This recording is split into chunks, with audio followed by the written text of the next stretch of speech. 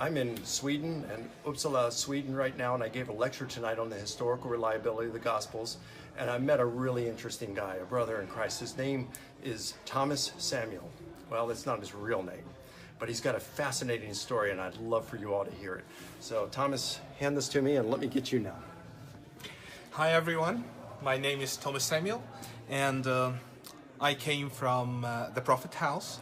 My really grandfather is the cousin of the Prophet Muhammad. His name is Aqil ibn Abi Talib.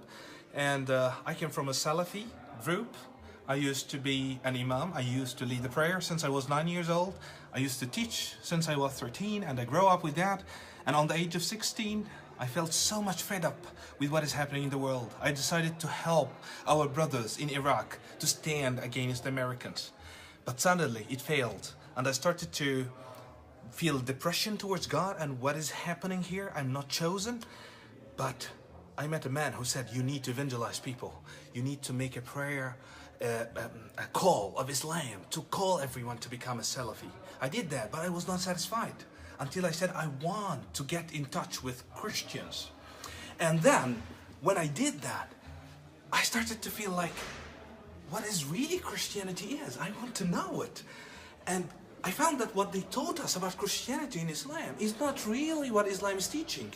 And accordingly, I started to search for a source. I didn't find until one day a pop-up window came on my computer that says, do you love Allah? I thought it's a Muslim website. I clicked it, and it was a Christian website.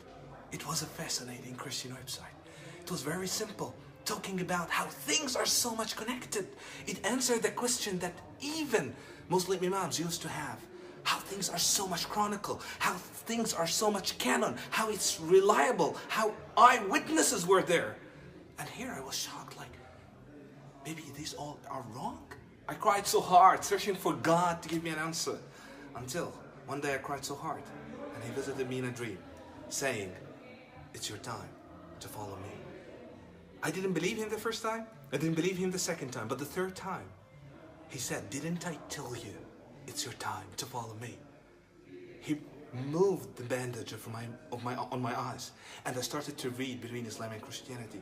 I found that there is more far away between what canon in Christianity can be and what we have in Islam. To be a Christian is to follow the evidence, is to follow the truth, and to follow the true God that makes sense and make you in sequence with what you feel and what you think. Jesus is the way if you want to know who is